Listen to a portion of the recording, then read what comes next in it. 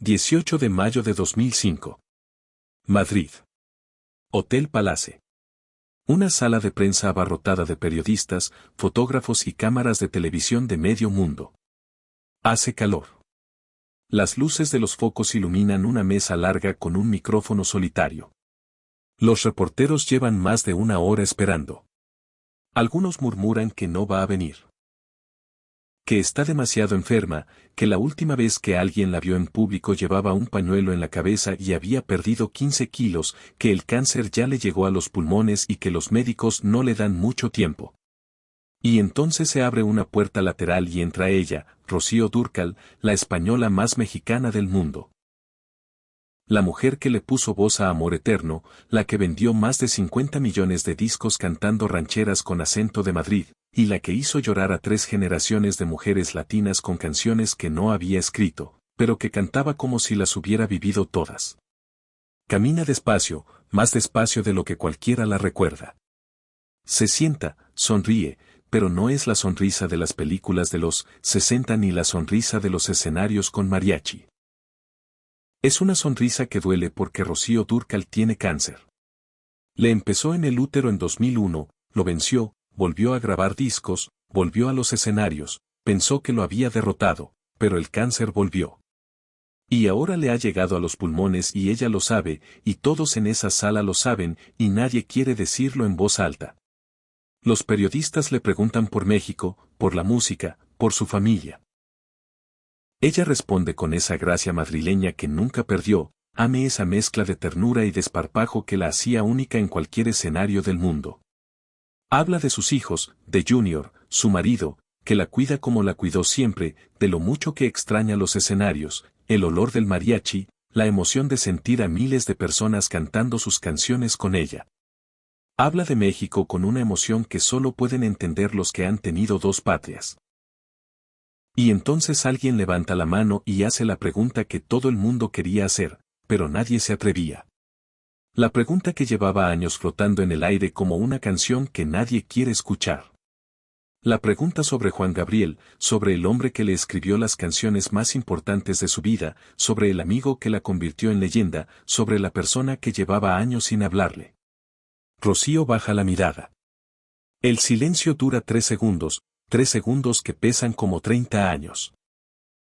Y entonces dice una frase que lo cambia todo, una frase que es más devastadora que cualquier canción que ella haya cantado jamás, una frase que no necesita música ni mariachi para destrozarte el corazón. Dice, ni siquiera me ha llamado para ver cómo me encuentro.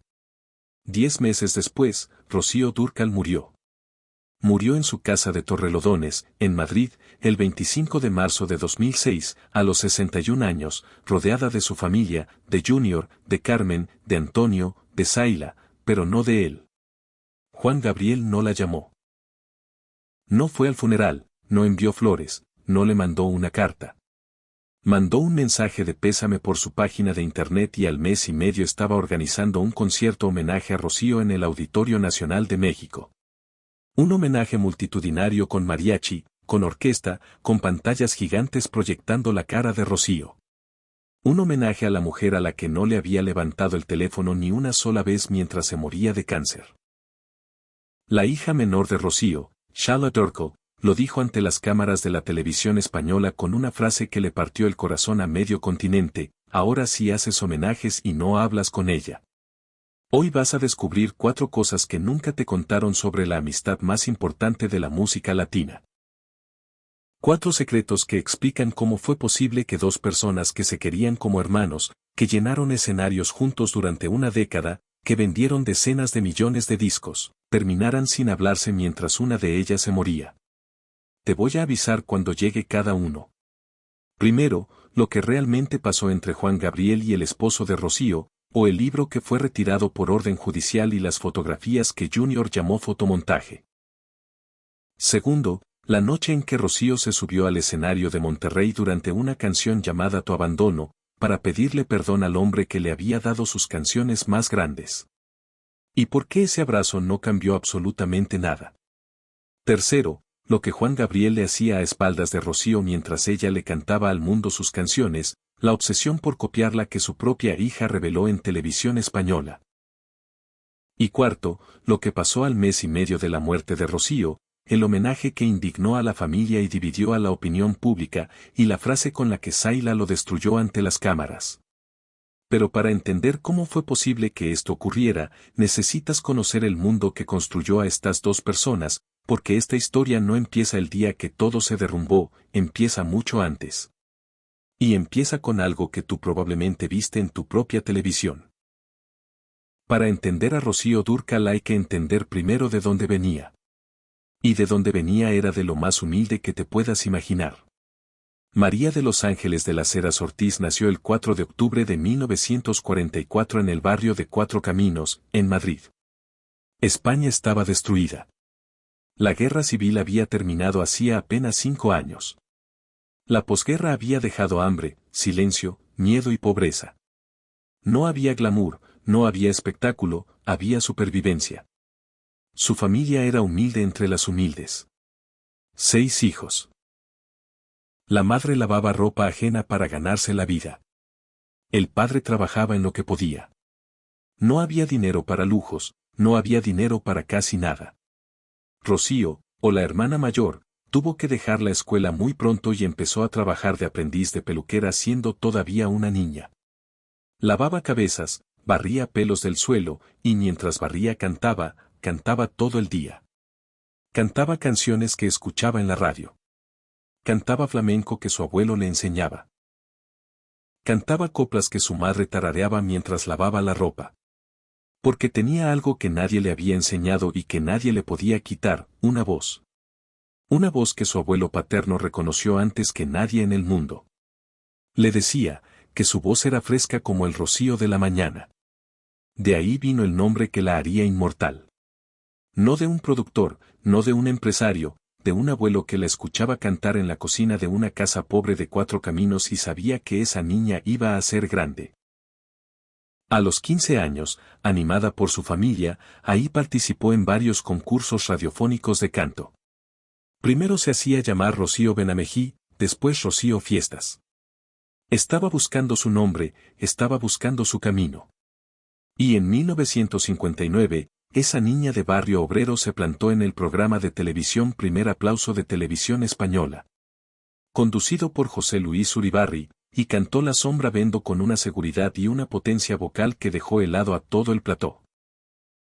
Entre los que la estaban viendo desde su casa había un hombre llamado Louis Sons, un cazatalentos, un productor de cine, un hombre que sabía reconocer una estrella cuando la veía. Y que había construido carreras desde cero.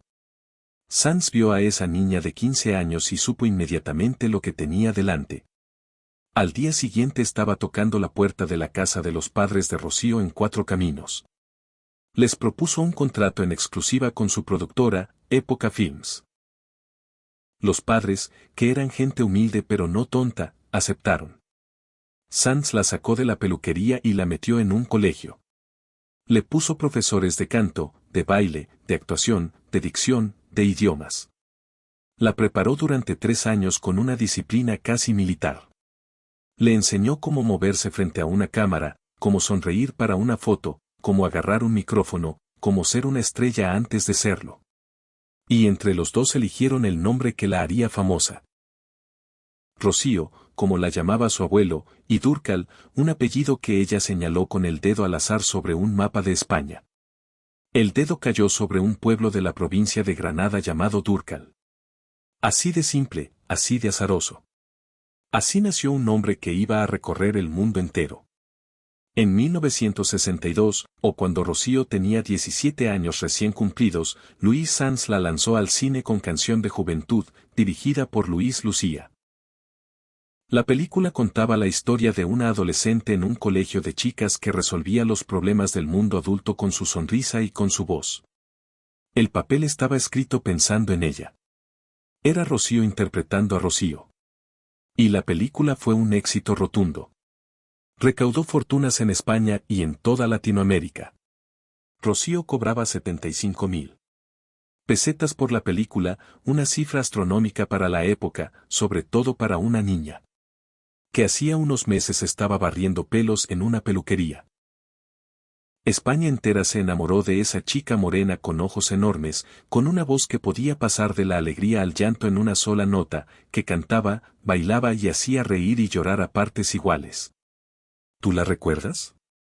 Pues si creciste en los 60 o en los 70 en España o en Latinoamérica, tú la viste en el cine de tu pueblo, en la televisión de tu sala, en las revistas que tu mamá compraba, en las fotos que tu hermana mayor tenía pegadas en la pared.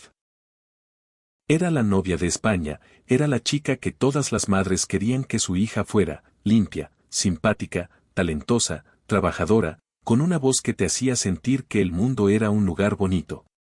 Siguieron más películas, Rocío de la Mancha en 1963, La chica del trébol ese mismo año, Tengo 17 años en 1964, Más bonita que ninguna en 1965, la película más taquillera de toda su primera etapa.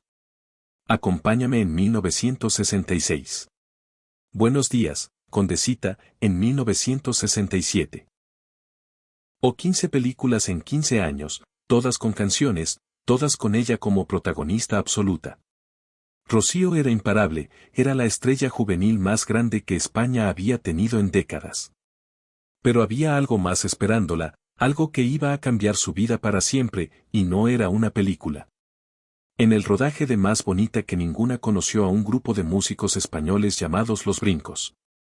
Eran los Beatles españoles, les decían. Jóvenes, guapos, talentosos, estaban de moda. Se encargaron de componer algunas canciones para la película. Y uno de ellos se llamaba Antonio Morales Barreto. Le decían Junior. Era de origen filipino, nacido en 1943, criado en España, guapo como un actor de cine, con una sonrisa que podía iluminar un salón entero. Después dejó Los Brincos y formó el dúo Juan y Junior con su compañero Juan Pardo. No se enamoraron de inmediato Rocío y él. Fueron amigos primero. Se conocieron en 1965. Pasaron 4 años. 4 años de amistad, de verse en rodajes, de coincidir en eventos, de hablar por teléfono. Hasta que en 1969, después de 9 meses de noviazgo oficial, Rocío y Junior se casaron en el monasterio de El Escorial. La boda fue un acontecimiento nacional. Asistieron Lola Flores, Carmen Sevilla, Vicente Parra, Marisol, medio mundo del espectáculo español.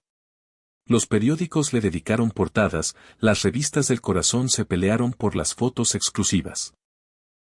Fue la boda del año y fue el comienzo de una de las historias de amor más largas y más complicadas del espectáculo. Tuvieron 3 hijos, Carmen María Guadalupe, la mayor, nacida poco después de la boda, Antonio, el del medio, y Seila, la pequeña, nacida el 28 de agosto de 1979. Junior tomó una decisión que pocos hombres de la industria habrían tomado en esa época. Dejó su carrera musical para quedarse en casa y criar a los hijos mientras Rocío seguía brillando en los escenarios. Eso era inaudito en los años 70, un hombre que renuncia a su fama, a sus contratos, a su nombre artístico para que su mujer brille. Pero Junior lo hizo sin quejarse, lo hizo con orgullo. Y eso dice mucho de la clase de relación que tenían. También dice mucho de lo que estaba a punto de romperse. Recuerda ese nombre, Junior Antonio Morales, porque va a aparecer otra vez en esta historia, y cuando aparezca, todo va a cambiar. Amo, porque mientras Junior se dedicaba a ser padre en casa, la carrera de Rocío en España empezó a estancarse.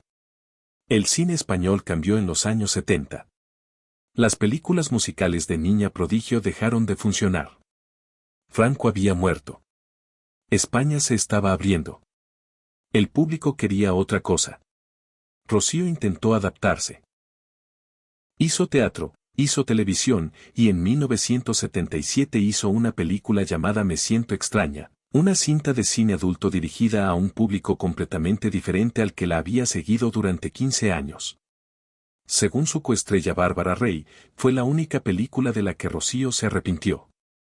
La aceptó porque estaba pasando por problemas económicos. Fue un fracaso comercial y un golpe a su imagen. La novia de España ya no era una niña. Tenía 33 años, 3 hijos, o un marido que había dejado su carrera por ella, y una carrera que se estaba apagando. Y entonces tomó la decisión que definiría el resto de su vida. Se fue a México, no como turista, no como visitante, se fue a reinventarse, a empezar de cero en un país que la conocía por sus películas, pero que todavía no sabía lo que Rocío Dúrcal podía hacer con una canción ranchera.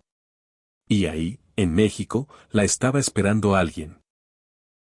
Un joven compositor que ya empezaba a revolucionar la música latina, un hombre que venía de la pobreza más absoluta, que había crecido en un orfanato en Ciudad Juárez, que había dormido en la calle, que había estado preso en el penal de Lecumberri por una acusación que nunca se aclaró del todo, y que a pesar de todo eso tenía el don más descomunal para escribir canciones que México había producido en décadas. Se llamaba Alberto Aguilera Valadez. El mundo lo conocía como Juan Gabriel, el Divo de Juárez. 1977, el año que lo cambió todo. La primera vez que Rocío Dúrcal grabó una canción de Juan Gabriel fue como encender un fósforo dentro de un barril de pólvora. Nadie lo planeó así, no hubo un estudio de mercado. No hubo una estrategia de disquera, fue mucho más simple que eso. Rocío llegó a México buscando una nueva oportunidad. Juan Gabriel la escuchó cantar y se enamoró de su voz, no de ella como mujer, de su voz como instrumento. Un instrumento que él no había encontrado en ninguna otra cantante mexicana. Un instrumento que podía hacer llorar con un susurro y que podía llenar un estadio sin necesidad de gritar. Le propuso grabar un disco de rancheras. Rocío, la estrella del cine musical español, la chica de las comedias románticas, la novia de España, dijo que sí. Y ese sí cambió la historia de la música latina para siempre. El disco se llamó Rocío Dúrcal canta a Juan Gabriel. Se grabó con el mariachi, con trompetas y violines, en estudios de la Ciudad de México. Nadie esperaba lo que pasó. Rocío, una española que cantaba baladas pop y canciones de películas, agarró un micrófono con un mariachi detrás y cantó rancheras como si hubiera nacido en Jalisco. Su acento madrileño no desapareció. Al contrario, se mezcló con las trompetas y los violines y creó algo que nadie había escuchado antes, algo nuevo, algo irresistible, algo que se sentía profundamente mexicano y profundamente español al mismo tiempo, como si dos países enteros se encontraran en una sola voz. El disco fue doble disco de oro y doble disco de platino solo en México. Las canciones empezaron a sonar en todas las radios. Fue tan poco tu cariño se convirtió en un éxito instantáneo. Tarde le siguió fue un placer conocerte, se tocaba en cada cantina, en cada casa, en cada fiesta. Rocío Dúrcal dejó de ser la novia de España para convertirse en la española más mexicana del mundo. Y Juan Gabriel encontró en ella algo que ninguna otra cantante le había dado, una voz que convertía sus canciones en himnos que la gente no podía dejar de cantar. ¿Te acuerdas de esa época? ¿Te acuerdas de cuando prendías la radio y sonaba Fue tan poco tu cariño o Tarde o Fue un placer conocerte? ¿Te acuerdas de cómo te sentías? ¿Te acuerdas de dónde estabas?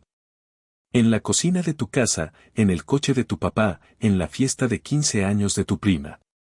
¿Te acuerdas de la primera vez que escuchaste a una española cantar rancheras y pensaste, esta mujer canta como si le doliera de verdad? Porque eso era lo que tenía Rocío, no imitaba el dolor, lo sentía. Cada canción que Juan Gabriel le escribía, ella la cantaba como si fuera autobiográfica, como si las palabras fueran suyas, como si el desamor que describían las letras lo hubiera vivido ella en carne propia. Y durante una década esa fórmula fue invencible. Grabaron disco tras disco, uno detrás de otro, como una máquina perfecta de hacer música. Y de hacer dinero.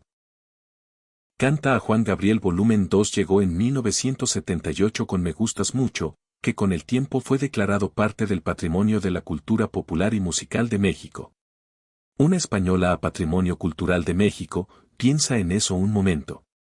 Canta a Juan Gabriel Volumen 3 de enero de 1979. Canta Lo Romántico de Juan Gabriel en 1982, un disco de boleros que demostró que la voz de Rocío no tenía límites de género. Canta a Juan Gabriel Volumen 5 de enero de 1981, con temas que se convirtieron en clásicos instantáneos. Y en 1984 llegó el disco que lo cambió todo. El disco que convirtió a Rocío Dúrcal y a Juan Gabriel en inmortales, Canta a Juan Gabriel Volumen 6. Un álbum que incluía 2 canciones que ya no le pertenecen ni a Rocío ni a Juan Gabriel. Le pertenecen a todo un continente, Costumbres y Amor Eterno. Amor Eterno es la canción que suena en cada funeral mexicano desde hace más de 40 años. Es la canción que te pone la piel de gallina aunque la hayas escuchado 1000 veces.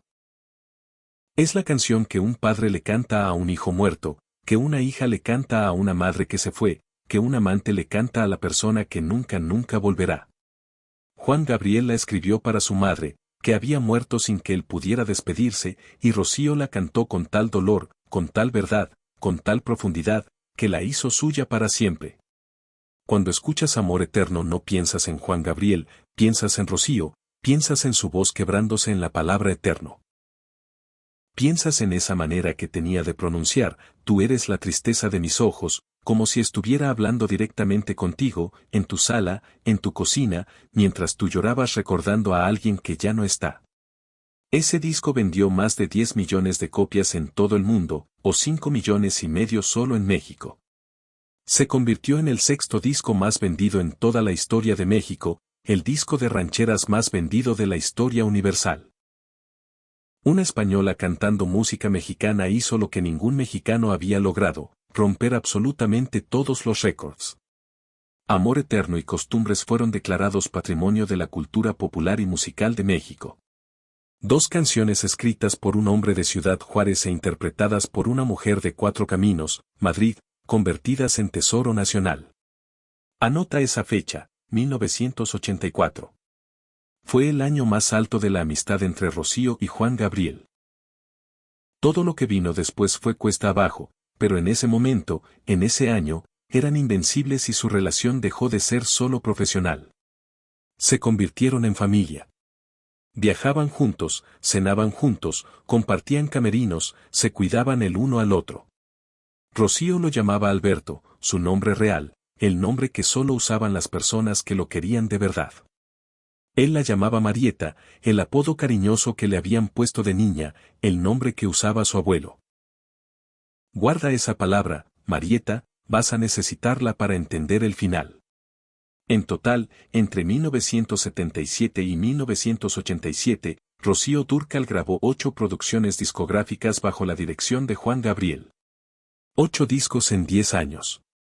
Una década de oro, 35 discos de oro y 30 discos de platino solo por las ventas en México. Rocío se convirtió en la cantante española que más discos ha vendido en la historia, más que Julio Iglesias en su momento, más que cualquier otra voz española en cualquier género. Y todo eso lo logró cantando las canciones de un solo hombre. Un hombre que era su mejor amigo, un hombre que la adoraba, un hombre que la necesitaba tanto como ella lo necesitaba a él. Pero la necesidad y el amor son cosas distintas, y cuando la necesidad se convierte en dependencia y la dependencia se convierte en control, las amistades más hermosas se transforman en las traiciones más dolorosas. Pero había algo que nadie veía, algo que crecía debajo de esa amistad perfecta, como una grieta debajo de un edificio que todos admiran pero nadie inspecciona. La industria musical de los años 70 y 80 en Latinoamérica funcionaba con un sistema que cualquiera que haya trabajado en un empleo injusto puede entender. Los artistas generaban millones, las disqueras se quedaban con la mayor parte. Los contratos de exclusividad ataban a los cantantes a una sola compañía durante años, a veces décadas. Si querías grabar, grababas con ellos. Si querías cantar las canciones de alguien, la disquera tenía que autorizar. Y si las disqueras de 2 artistas no se ponían de acuerdo, daba igual que esos 2 artistas fueran los mejores amigos del mundo. El negocio mandaba, la amistad esperaba. Siempre. Quizá tú también conoces eso. Quizá tú también trabajaste en un lugar donde las decisiones las tomaban otros y tú solo obedecías. Donde tu talento generaba dinero que iba a parar a bolsillos que no eran los tuyos, donde tu nombre estaba en el producto pero tu firma no estaba en el contrato. Eso era la industria musical mexicana de los 80, y eso era lo que Rocío y Juan Gabriel vivían todos los días. Y entre Rocío y Juan Gabriel a las disqueras empezaron a meter presión desde mediados de los 80. Rocío estaba con Ariola, Juan Gabriel con otra compañía, y las canciones que él escribía y ella cantaba generaban regalías que alguien tenía que cobrar. Las disqueras peleaban por los porcentajes, los abogados redactaban cláusulas, los managers negociaban condiciones. Y mientras todos esos hombres de traje se peleaban por el dinero, la relación humana entre dos artistas se iba envenenando gota a gota. Rocío dejó de poder cantar las canciones de Juan Gabriel en ciertos países. Juan Gabriel no podía producir ciertos discos para Rocío sin autorización de la disquera contraria. El sistema que los había juntado empezó a separarlos. Recuerda esa presión, porque fue la primera capa de veneno que empezó a corroer lo que parecía inquebrantable. Pero había otra presión más, una que no tenía nada que ver con contratos ni con disqueras, una presión que venía de un lugar mucho más íntimo y mucho más peligroso. En 1988, Juan Gabriel le hizo algo que Rocío vivió como una traición personal, le produjo un disco a otra cantante española, y no cualquier española, Isabel Pantoja, la viuda de Paquirri, la mujer más mediática de España en ese momento. El disco se llamó Desde Andalucía y la prensa no tardó en establecer la comparación. Juan Gabriel tenía una nueva musa, una nueva española, una nueva Rocío. Pero Rocío no era reemplazable y ella lo sabía y él también lo sabía, pero lo hizo igual. Y para Rocío eso fue como ver a tu mejor amigo llevando a otra persona a tu lugar favorito, sentándola en tu silla, sirviéndole en tu copa. La sustitución fue pública, fue visible, fue dolorosa, y fue el año exacto en que se anunció el divorcio artístico. Pero antes del divorcio artístico de 1988, antes de Isabel Pantoja, hubo otra herida. Una herida que no se puede confirmar completamente, pero que no se puede ignorar porque tres fuentes distintas la mencionan. Y porque explica mucho de lo que vino después. Un libro publicado en 1985 por un hombre llamado Joaquín Muñoz. Un libro que fue como arrojar una granada en medio de la relación más importante de la música latina. Pero eso es lo primero que te prometí y todavía no es el momento. Antes necesitas saber una cosa más. Antes necesitas saber que hubo otro disco que encendió la pelea, otro compositor que hizo que Juan Gabriel se sintiera traicionado, porque la traición en esta historia no fue de un solo lado. En 1988, el mismo año del divorcio artístico, Rocío grabó un disco que no era de Juan Gabriel. Se llamaba Como tu mujer. Las canciones las había escrito Marco Antonio Solís, el Buki, y el disco fue un éxito, otro disco de oro. La gente cercana a Juan Gabriel dijo que eso lo enfureció, que no soportaba que Rocío cantara las canciones de otro compositor, que lo vivió como una infidelidad artística. La propia Rocío habría confesado a personas cercanas que tenía miedo de que Juan Gabriel se molestara por su trabajo con el Buki. Y se molestó, vaya que se molestó, porque para Juan Gabriel Rocío era su voz, su instrumento, su creación. Y ver que esa voz cantaba las canciones de otro hombre fue como ver que alguien más tocaba el piano que él consideraba suyo. Esto parece un detalle menor, no lo es, porque revela algo fundamental sobre la naturaleza de la relación entre Rocío y Juan Gabriel. Ella no era su socia, era su propiedad artística. Él no la veía como una artista independiente con derecho a trabajar con quien quisiera.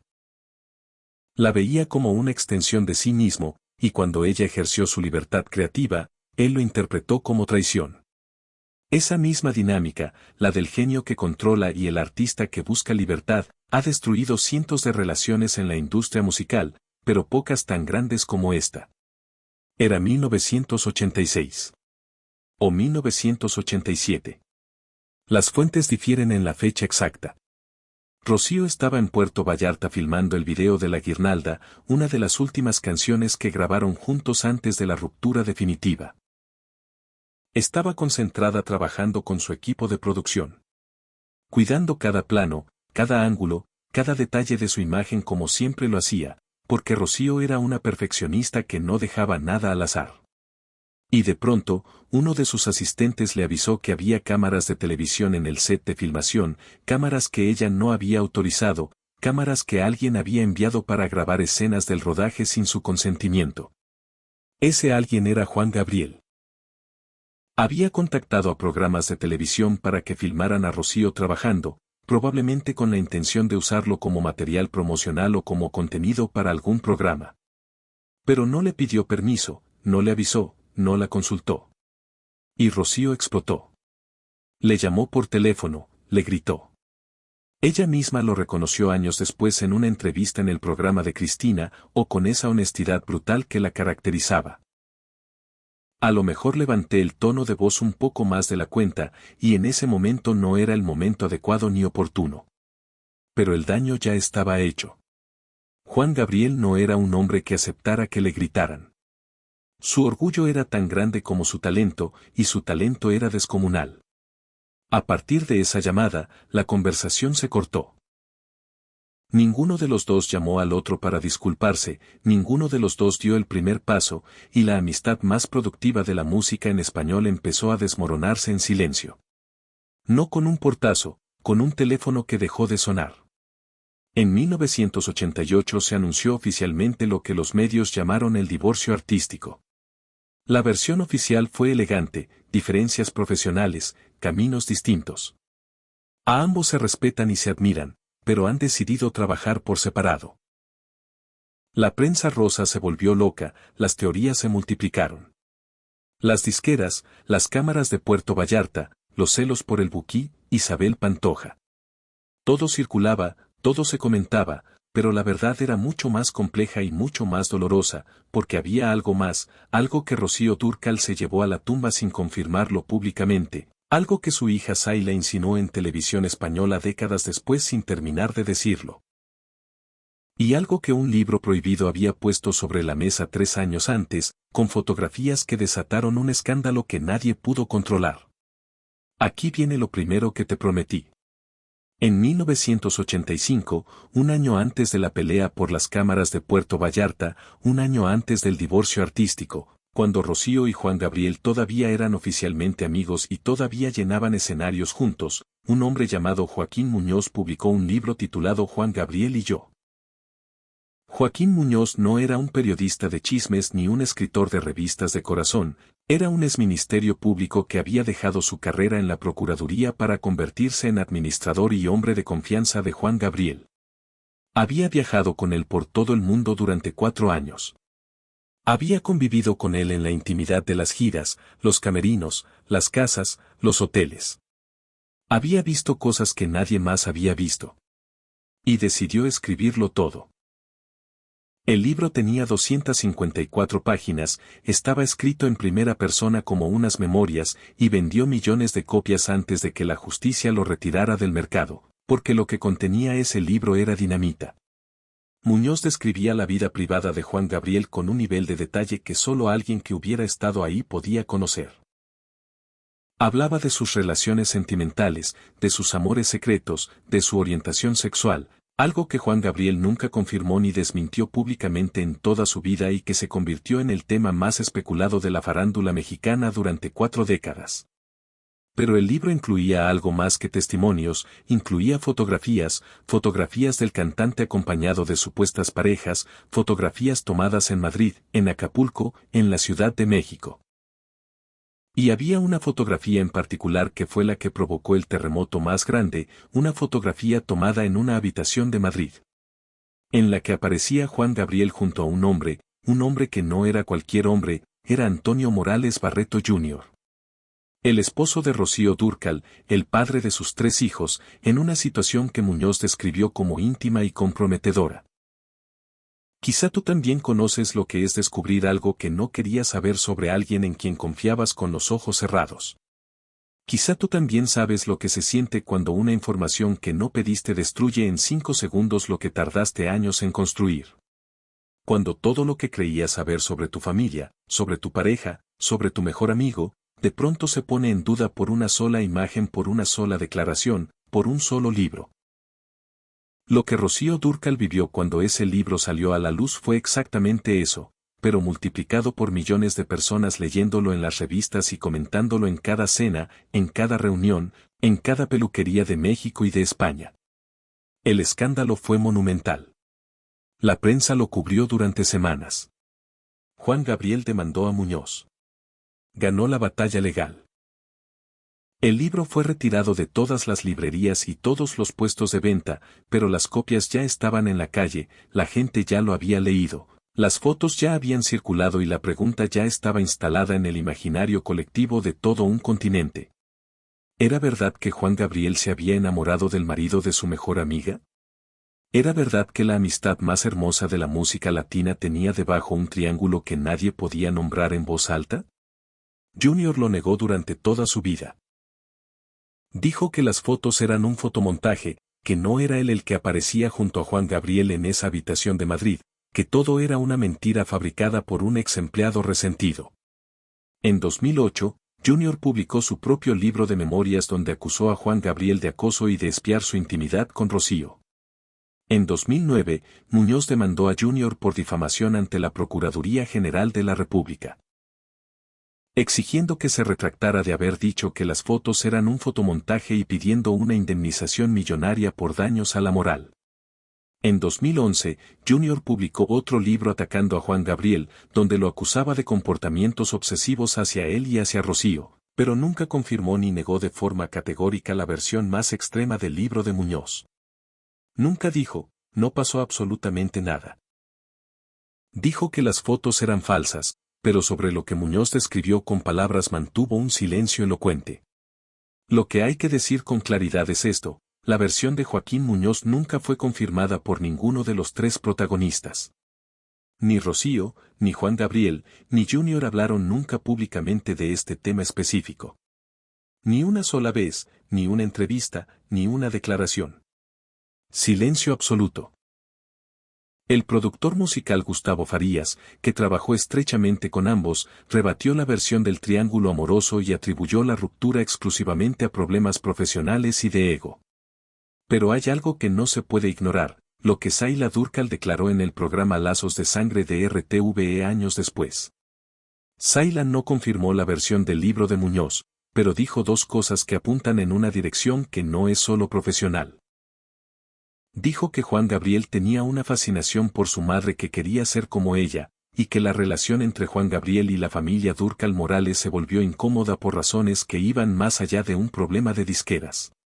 No usó la palabra que Muñoz usó en su libro, pero la puerta que abrió con sus declaraciones fue lo suficientemente grande como para que cualquiera pudiera asomarse y ver lo que había detrás. Tres versiones de una misma ruptura. La de Muñoz, triángulo amoroso con fotografías como prueba; la de Zayla, obsesión artística y personal que cruzó límites que una amistad no puede soportar; la de la industria, problemas de disqueras, contratos y egos heridos. Ninguna contradice completamente a las otras. Ninguna explica todo por sí sola. Probablemente las tres tienen una parte de verdad, y probablemente ninguna es la historia completa, porque la historia completa se la llevaron tres personas a la tumba. Rocío murió en 2006. Junior murió en 2014 de un infarto de miocardio. A los 70 años, 8 años después de perder a la mujer de su vida. Juan Gabriel murió en 2016, también de un infarto, en Santa Mónica, California, a los 66 años, en plena gira. Ninguno de los tres habló, y ahora ya nadie puede hablar. Pero la ruptura no fue limpia ni definitiva, y eso es precisamente lo que hace esta historia tan dolorosa.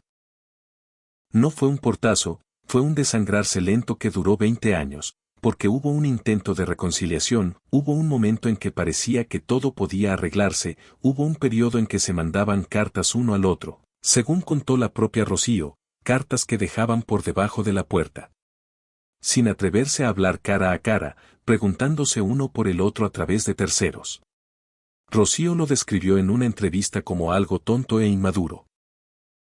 Dos adultos, dos leyendas, dos personas que llenaban estadios con sus voces, incapaces de levantar un teléfono y decir te extraño. Y sin embargo pasó una década entera así. 10 años, de 1986 a 1997.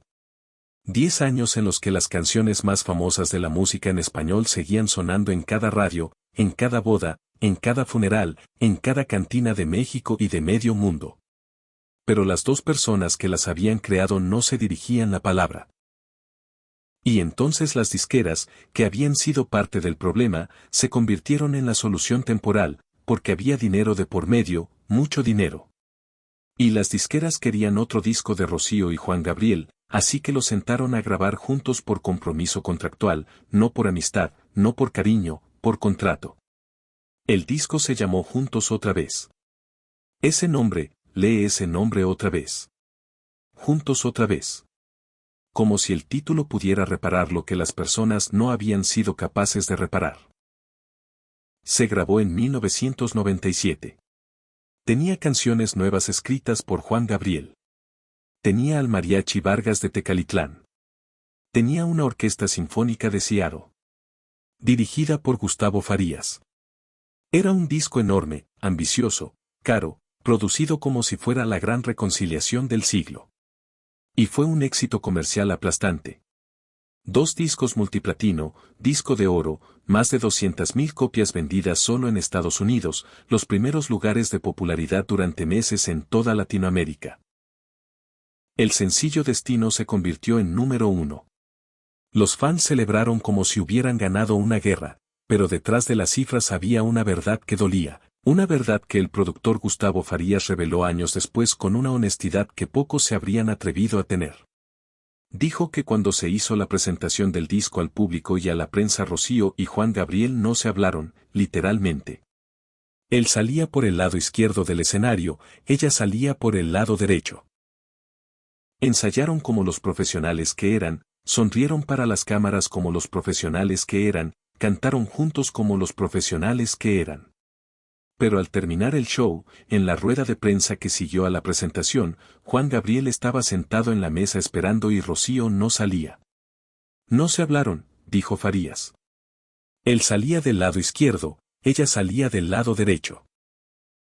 Ensayaron súper profesionales en el escenario, sonrieron, pero termina el show, o incluso en la rueda de prensa después del show. Ahí está el señor Alberto sentado en la mesa y no salía Rocío, y el señor Alberto no estaba muy contento. El día del lanzamiento oficial del disco lo presentaron por separado, Juan Gabriel en México, Rocío en España, a miles de kilómetros de distancia. El disco, que se llamaba Juntos otra vez, fue la prueba definitiva de que no estaban juntos. Se había planeado una gira internacional con los dos cantando juntos, una gira que habría llenado estadios en toda Latinoamérica, en Estados Unidos, quizá en España. Una gira que los fans habían soñado durante 10 años nunca se hizo. Se canceló por desacuerdos profesionales, pero la verdad era más simple y más triste que cualquier comunicado de prensa. No se soportaban estando en la misma habitación, o la reconciliación era una ilusión empaquetada con un moño de marketing para vender millones de discos. Y funcionó, pero no reparó nada. Aquí viene lo segundo que te prometí.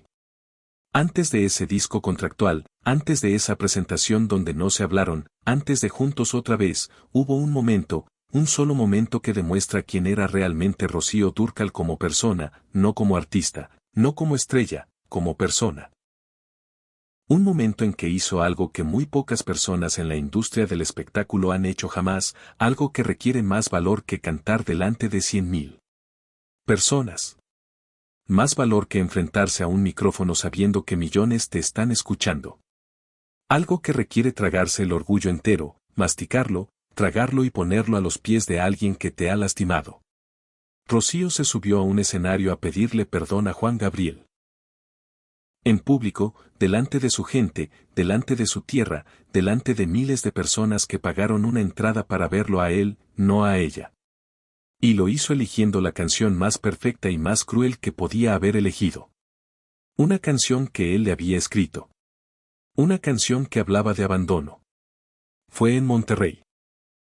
La ciudad donde Juan Gabriel era Dios, donde llenaba arenas y estadios sin esfuerzo, donde cada concierto suyo era un evento religioso, una comunión entre un artista y un público que lo veneraba como a ningún otro. Juan Gabriel estaba en pleno concierto, el mariachi sonaba, el público gritaba, las luces iluminaban un escenario que era su territorio sagrado. Y Rocío, que había viajado hasta Monterrey específicamente para hacer lo que estaba a punto de hacer, a que había pedido permiso al manager de Juan Gabriel sin que él lo supiera, esperaba detrás del escenario con el corazón latiéndole en la garganta, nerviosa, asustada, sabiendo que lo que iba a hacer podía salir maravillosamente bien o espantosamente mal, sabiendo que se estaba exponiendo como nunca se había expuesto en toda su carrera.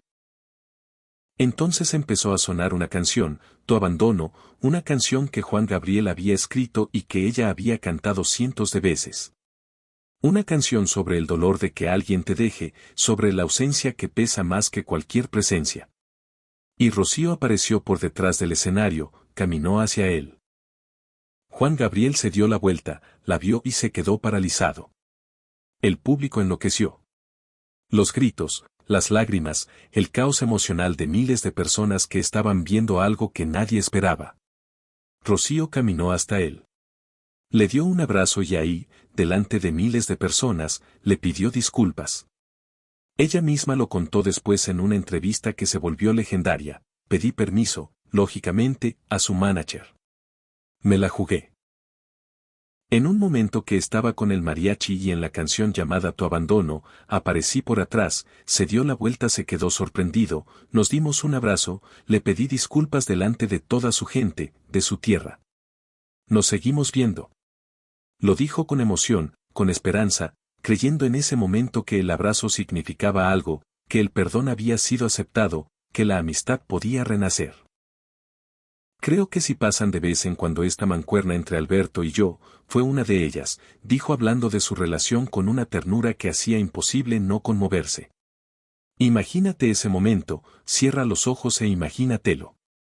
A una mujer que fue estrella de cine, que vendió millones de discos, que llenó escenarios en todo el mundo, subiéndose a un escenario que no era el suyo, en una ciudad que no era la suya, delante de un público que no era el suyo, solo para decirle a un hombre dos palabras. Perdóname. Imagínate el valor que eso requiere, la humildad que eso exige, el amor que eso demuestra. Ahora imagínate lo que tuvo que sentir cuando después de todo eso, él no la volvió a buscar. Porque eso fue exactamente lo que pasó. El abrazo fue real, las lágrimas fueron reales, la emoción del público fue real, pero la reconciliación no fue real. Se vieron un par de veces después, grabaron ese disco contractual del que ya te hablé, y después nada. El teléfono volvió a enmudecer, las cartas dejaron de llegar, la puerta se cerró otra vez y esta vez se cerró para siempre. En 1993, antes del disco de 1997, un periodista le preguntó a Juan Gabriel sobre Rocío, sobre el distanciamiento. Sobre lo que ella había hecho en Monterrey. Y Juan Gabriel respondió con una frase que, por lo que dice y por lo que no dice, por lo que promete y por lo que nunca cumplió, resulta reveladora: yo no le voy a hablar mal de ella ni de nadie jamás. Yo soy amigo. A mí no me importa si el otro es amigo. El amigo debo ser yo. No tengo problemas absolutamente con nadie. La señora me merece respeto porque siempre la he admirado y siempre le he reconocido su trabajo. Ella no empezó cuando cantó mis canciones, ella ya era Rocío Dúrcal. Siempre que ella me necesite, yo estoy para servirle. Suena bonito, suena generoso. Suena noble, pero lee esa frase otra vez con cuidado. No dice la voy a llamar, no dice vamos a arreglar esto, no dice la extraño. Dice que está disponible, que si ella lo necesita, ahí estará, pero no da un paso. Ella fue la que se subió al escenario, ella fue la que cruzó el país para pedirle perdón. Ella fue la que puso su orgullo a los pies de él, y él, con toda la elegancia de sus palabras, básicamente le dijo: aquí estaré, pero no pienso moverme. Eso no es amistad, eso es poder. Y en la industria del espectáculo, el poder siempre gana. Si este canal existe es porque hay historias que merecen ser contadas con la verdad completa. Completa. No el chisme de revista, no la versión cómoda que las disqueras quieren que creas, no el homenaje póstumo que borra las heridas. La verdad con nombres, con fechas, con fuentes, o con el respeto que estas mujeres se merecen. Y tú que estás escuchando esto, eres parte de esta comunidad que no permite que estas historias se olviden debajo del glamour y las mentiras. Si todavía no te has suscrito, este es el momento. No por nosotros, por ellas, por las mujeres cuyas historias la industria prefirió enterrar. Dale al botón y quédate, porque lo que viene es todavía más fuerte. Aquí viene lo tercero que te prometí. Lo que Juan Gabriel le hacía a Rocío no era solo ignorarla, no era solo no llamarla, no era solo dejarla en el vacío después de 30 años de amistad. Era algo más sutil y más doloroso, algo que se siente como una invasión, como un robo, como ver que alguien se mete en tu casa y se lleva tus cosas más preciadas mientras tú no estás mirando. Era copiarla. Zayla Durkal lo contó con una mezcla de dolor y rabia contenida en lazos de sangre. El programa de la televisión española lo contó como quien revela un secreto que lleva años pesándole. Dijo que su madre se empezó a enfadar porque Juan Gabriel mandó a alguien de su equipo a espiar su vestuario. Rocío cuidaba muchísimo su imagen. Cada traje, cada vestido, cada accesorio, cada detalle de su presentación en el escenario era pensado, diseñado, elegido con un cuidado obsesivo. Era una artista que controlaba todo. Y un día alguien del equipo de Juan Gabriel entró en su camerino cuando ella no estaba. Vio un vestido que Rocío tenía preparado para un evento y le llevó los detalles a Juan Gabriel. Juan Gabriel mandó a hacerse una copia exacta, una capa idéntica a la de Rocío, y salió al escenario con ella. Rocío se enteró y le dolió de una manera que iba mucho más allá de la vanidad. No era que alguien le copiara la ropa, era que su mejor amigo, el hombre al que ella le había confiado su voz, su carrera, su imagen, estaba invadiendo el último espacio que le quedaba. Estaba metiéndose en su camerino, estaba copiando su identidad visual, estaba apropiándose de todo lo que le hacía Rocío Dúrcal. Pero eso no fue lo peor. Zayla dijo que después de la ruptura, Juan Gabriel empezó a cantar en sus propios conciertos las canciones que él había escrito, pero que Rocío había hecho famosas: Amor Eterno, Costumbres, Me Gustas Mucho. Fue tan poco tu cariño. Canciones que durante una década habían sido la marca registrada de Rocío, canciones que el público asociaba con la voz de ella. Con su acento madrileño, con su forma única de pronunciar cada palabra como si fuera la última. Y Juan Gabriel las estaba reclamando para sí mismo, las estaba cantando él, las estaba haciendo suyas otra vez. Zayla lo resumió con una frase demoledora: era como una fascinación de que quería ser como ella. Entonces él empezó a cantar las canciones escritas por él y que había hecho famosas mi madre. Quizá tú conoces a alguien que te admiraba tanto que empezó a imitarte. Al principio es halagador. Alguien te copia el peinado, alguien te copia la forma de vestir, alguien repite tus frases y tú sonríes porque piensas que es un cumplido. Pero después se vuelve incómodo. Cuando esa persona no solo quiere parecerse a ti, sino que quiere ser tú. Cuando copia tu ropa, tu estilo, tu trabajo, tus logros. Cuando lo que era tuyo de pronto es de ella. Eso no es admiración, es apropiación. Y eso fue lo que Rocío Dúrcal sintió. No era solo que Juan Gabriel no la llamara, no era solo que la hubiera reemplazado con Isabel Pantoja, era que mientras ella se alejaba en silencio, mientras ella respetaba la distancia, mientras ella intentaba reconstruir su carrera con otros compositores como el Buki y Rafael Pérez Botija, él se quedaba con todo lo que ella había construido con su voz. Se quedaba con las canciones, se quedaba con el estilo, se quedaba hasta con la ropa. Y la industria lo permitía porque Juan Gabriel era el compositor y legalmente las canciones eran suyas. Tenía todo el derecho del mundo a cantarlas, pero el alma de esas canciones, el dolor que las hacía inmortales, eso se lo había puesto Rocío. Y eso no aparece en ningún contrato. Carmen Morales, la hija mayor de Rocío, con la que siempre fue más diplomática que Zayla, ofreció una perspectiva diferente. Dijo que el distanciamiento quizá no fue tan profundo como se pensaba, que ella había visitado a Juan Gabriel en su casa en varias ocasiones a lo largo de los años. Que siempre hubo cariño entre ambos artistas, incluso cuando no se hablaban. Que las cosas entre familias son más complejas de lo que la prensa refleja. Pero en lo que Carmen y Zayla coincidieron de forma absoluta, sin matices, sin ambigüedades, fue en un hecho que no admite interpretaciones. El día que Rocío murió, Juan Gabriel no llamó a nadie de la familia para dar sus condolencias. Ni una llamada. Carmen lo dijo con una mezcla de dolor, desconcierto y una generosidad que habla bien de ella.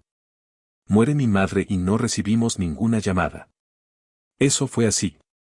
mi padre estaba muy dolido con él. O efectivamente, y a mí me chocó muchísimo que no llamara, pero es posible que Alberto sufriese tanto que no supiese cómo actuar cuando ella falleció. Quizá tenía más dolor que fuerzas para llamar a mi padre.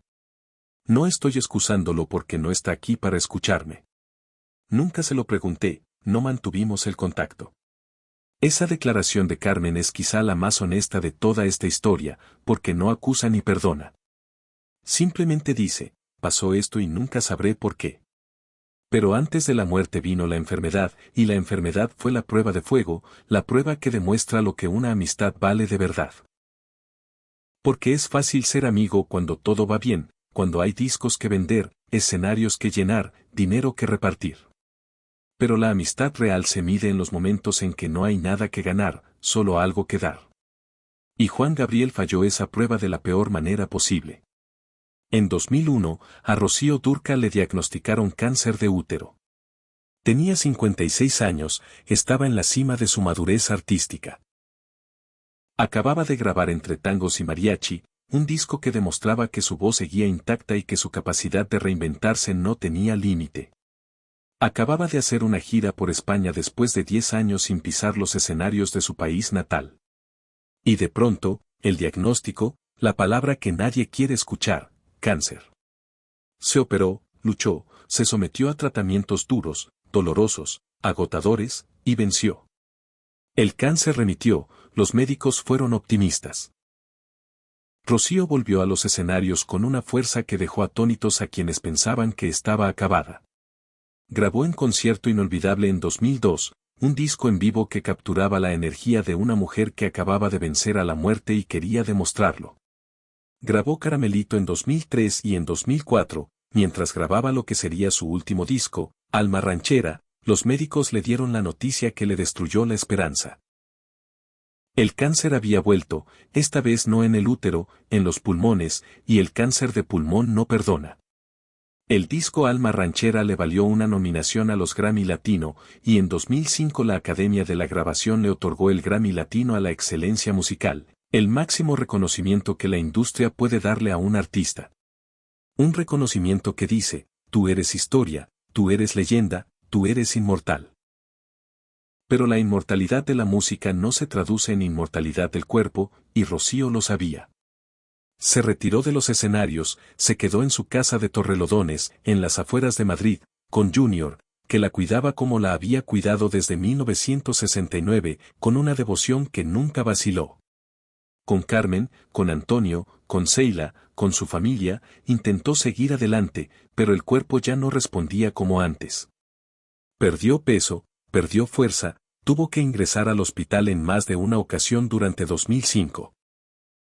Y fue durante esos meses de tratamiento, de quimioterapia, de noches sin dormir, de miedo, de dolor, cuando Juan Gabriel demostró lo que esa amistad significaba realmente para él. Demostró que significaba nada, porque no hizo nada. No la llamó por teléfono, no le escribió una carta a mano, no le envió un mensaje privado. No le mandó flores, no le dedicó una canción en un concierto, o no le pidió a alguien cercano que le transmitiera un abrazo. Nada. Cero. Silencio absoluto. El hombre que le había escrito Amor Eterno, la canción sobre la pérdida definitiva, sobre el dolor de que alguien se vaya para siempre, le negó a su mejor amiga el gesto más básico de humanidad, mientras ella se estaba yendo para siempre, y mientras Juan Gabriel no llamaba a Rocío, si viajaba a España, pero no para verla a ella, para ver a Isabel Pantoja. Sheila lo contó con una amargura que traspasaba la pantalla.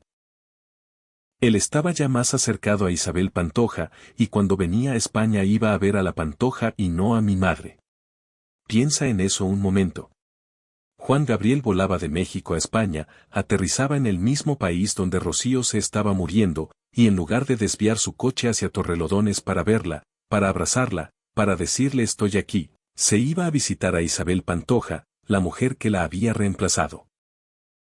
La nueva musa, la nueva española, mientras la primera española, la original, la que lo había hecho inmortal, se apagaba sola en su casa con el teléfono en silencio. Ni siquiera me ha llamado para ver cómo me encuentro. Y cuando los periodistas le hicieron esa pregunta en aquella rueda de prensa del 18 de mayo de 2005, la respuesta fue esa frase que ahora ya conoces. 8 palabras. 8 palabras que contienen 30 años de amor, de música, de peleas, de silencios, de orgullo, de dolor, de esperanza, de decepción. 8 palabras que Rocío Dúrcal dijo sin rencor aparente, sin gritar, sin llorar, con esa dignidad madrileña que nunca la abandonó, ni en los peores momentos de su vida, y con la misma compostura con la que se había presentado ante las cámaras siendo una niña de 17 años en Canción de Juventud. Pero si escuchas bien esa frase, si la dejas reposar en tu cabeza, si piensas en lo que significa que una mujer que está muriendo diga eso sobre un hombre que le escribió las canciones más hermosas de su vida, entonces entiendes que esa frase no es un reproche, es un duelo.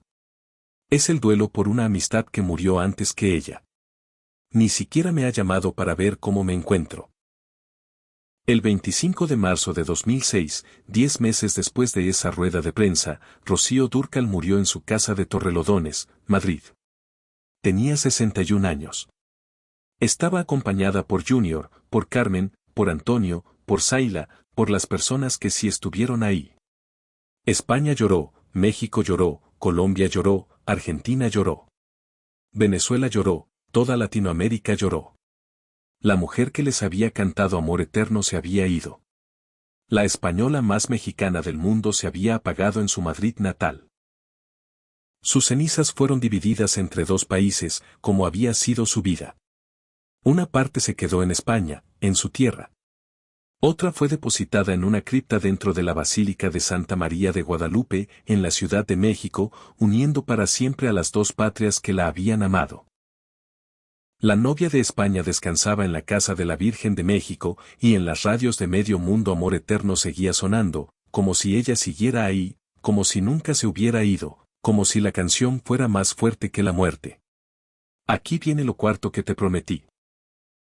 Lo que pasó después de la muerte de Rocío es quizá lo más revelador de toda esta historia, porque es lo que muestra cómo la industria del espectáculo convierte incluso la muerte en un espectáculo, y cómo el orgullo de un hombre puede ser más fuerte que su dolor. O quizá como el dolor de un hombre puede ser tan grande que lo paraliza hasta hacerlo parecer un monstruo, cuando en realidad solo es alguien que no sabe cómo enfrentar lo que siente. Juan Gabriel no fue al funeral de Rocío en Madrid, no fue a la misa que se ofició en su honor, no fue al homenaje que se le rindió en la Catedral de la Ciudad de México. Su oficina informó que no podía asistir debido a compromisos profesionales en Estados Unidos. Compromisos profesionales, esas 2 palabras. La mujer que le había dado voz a las canciones más vendidas de su carrera, la mujer que había convertido Amor Eterno en un himno universal, con la mujer que se había subido a su escenario en Monterrey a pedirle perdón delante de miles de personas, acababa de morir y él tenía compromisos profesionales. Su mensaje de pésame llegó a la familia Dúrcal Morales a través de su página de internet. No una llamada, no una carta escrita a mano, no un mensajero con flores. Una página de internet.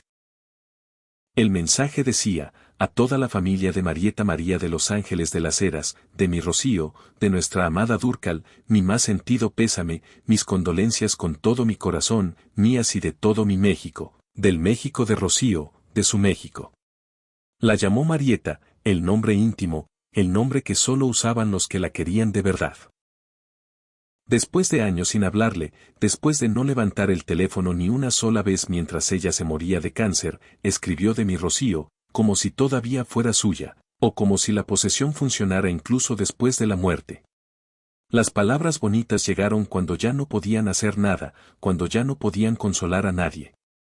Cuando ya no podían reparar lo irreparable. La familia las recibió con una mezcla de tristeza, incredulidad e indignación que diferentes miembros expresaron de diferentes maneras. Y entonces, aproximadamente un mes y medio después de la muerte de Rocío, Juan Gabriel hizo algo que dividió a toda la opinión pública latina en 2 bandos irreconciliables.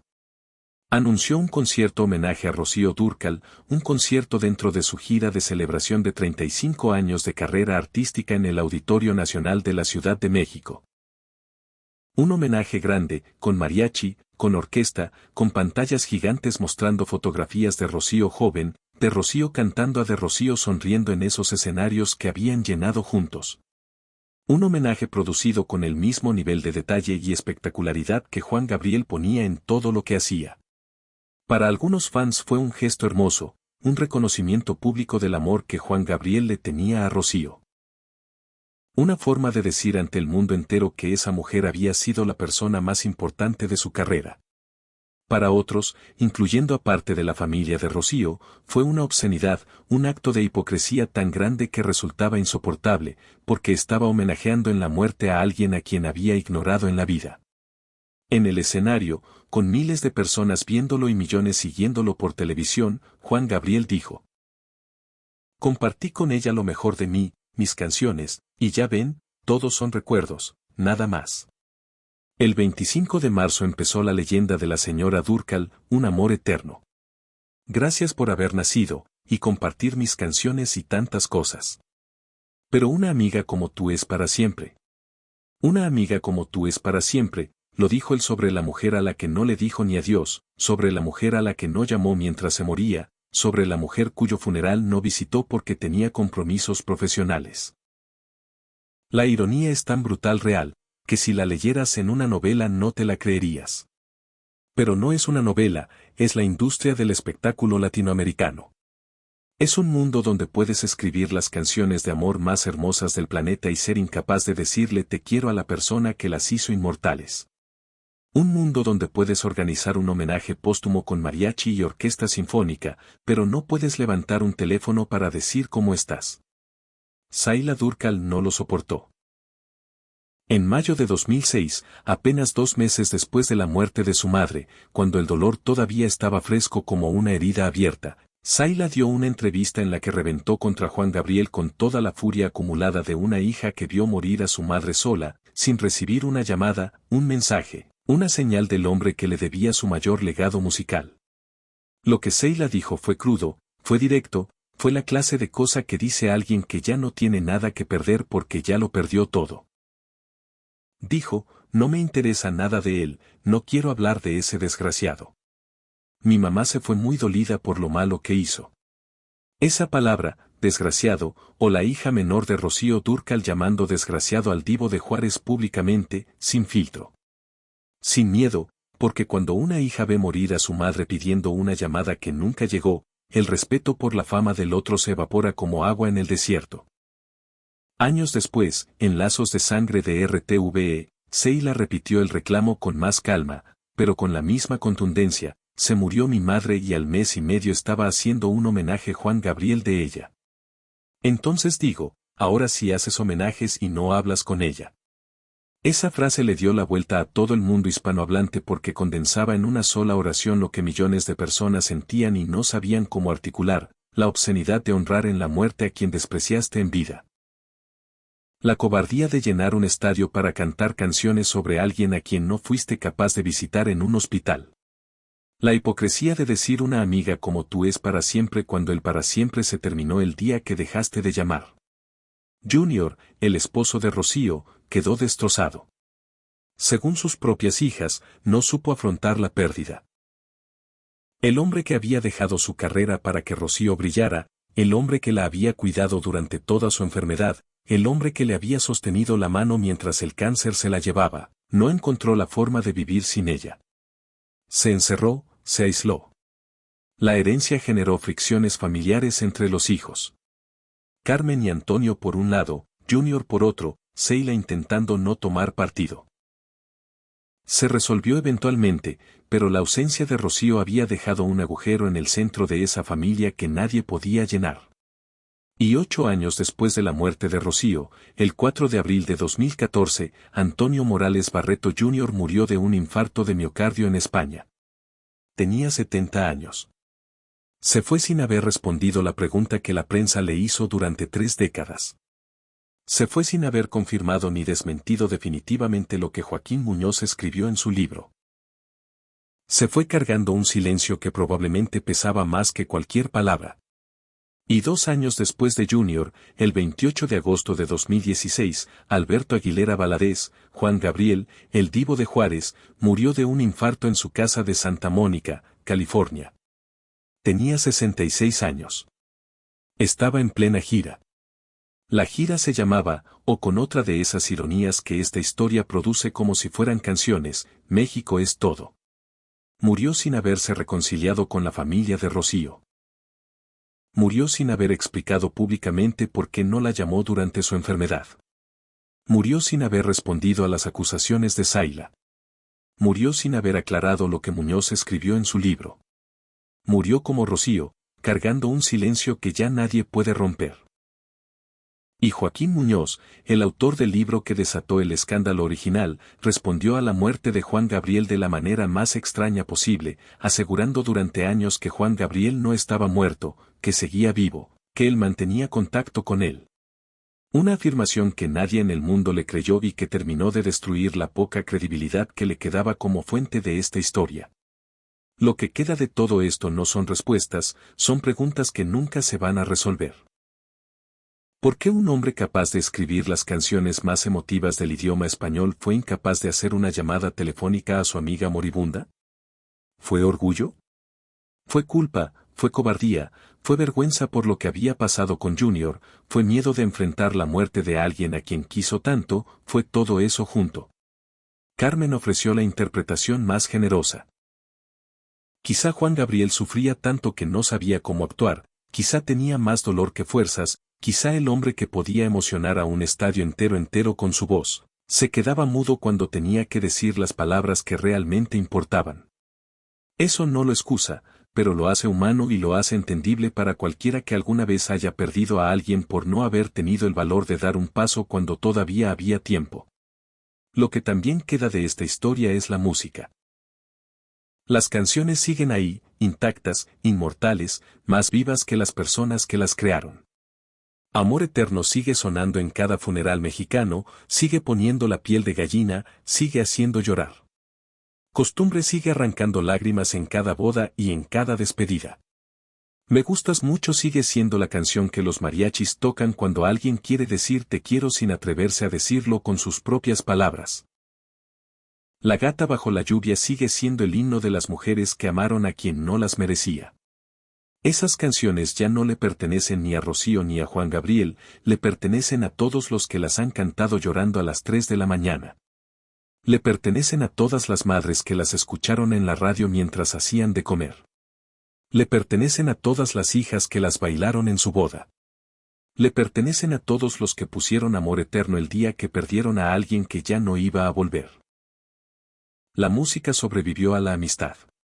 La música sobrevivió a la traición. La música sobrevivió a la enfermedad. La música sobrevivió a la muerte. Pero Rocío Dúrcal no. Y esa es la crueldad más grande de esta historia. Que la canción que ella convirtió en himno sigue viva en cada radio y en cada celular del continente. Pero la mujer que le puso voz está en una cripta en la Basílica de Guadalupe, dividida entre dos países, igual que su vida. Y si hoy hay algo que esta historia nos enseña es esto. No esperes. No esperes a que sea demasiado tarde para decirle a alguien que lo quieres. No esperes a que la enfermedad, el orgullo, el tiempo o la cobardía hagan imposible lo que hoy es tan simple como levantar un teléfono y decir, estoy aquí, ¿cómo estás? Porque si Juan Gabriel, con todo su genio, con toda su fama, con todo su dinero, con todo su talento para escribir sobre el amor, no fue capaz de hacer esa llamada, eso demuestra que el talento no protege del error más humano que existe. Creer que siempre habrá tiempo, que siempre habrá un mañana, que siempre podrás decir después lo que no dijiste hoy. No siempre hay tiempo, no siempre hay mañana. Rocío se fue y él se quedó con las palabras que nunca dijo. Volvamos a donde empezamos. 18 de mayo de 2005. Madrid, Hotel Palace. Rocío Dúrcal sentada frente a los periodistas, el cáncer comiéndole los pulmones, 15 kilos menos que la última vez que la vieron en público, pero con esa sonrisa o con esa dignidad, con esa gracia madrileña que no se pierde ni cuando el cuerpo se está apagando. Le preguntan por Juan Gabriel. Ella baja la mirada. 3 segundos de silencio y dice esas 8 palabras que ahora, después de todo lo que te conté, suenan completamente diferentes a como sonaban al principio de este video. Ni siquiera me ha llamado para ver cómo me encuentro. Ahora ya sabes lo que hay detrás de esa frase, 30 años de la amistad más productiva de la música latina. 8 discos que vendieron decenas de millones de copias, más de 50 millones de discos vendidos entre los dos, un libro prohibido con fotografías que nadie pudo explicar completamente, un video en Puerto Vallarta que encendió una pelea que nunca se apagó, los celos por un disco con el Buki, la sustitución por Isabel Pantoja. Un escenario en Monterrey donde una mujer tuvo el valor de pedir perdón cantando Tu abandono. Un abrazo que no fue suficiente. Un disco llamado Juntos otra vez donde no estuvieron juntos ni un segundo. Un vestido copiado. Unas canciones reclamadas. Un cáncer que duró 5 años. Un teléfono que nunca sonó. Una muerte en Torrelodones, unas cenizas divididas entre 2 países, un homenaje póstumo que su propia hija llamó hipocresía, un esposo que murió 8 años después sin poder superar la ausencia, y un compositor que murió 2 años después de Junior en plena gira sin haber dado nunca una explicación. 3 tumbas que guardan la verdad completa que ninguno de los 3 quiso contar.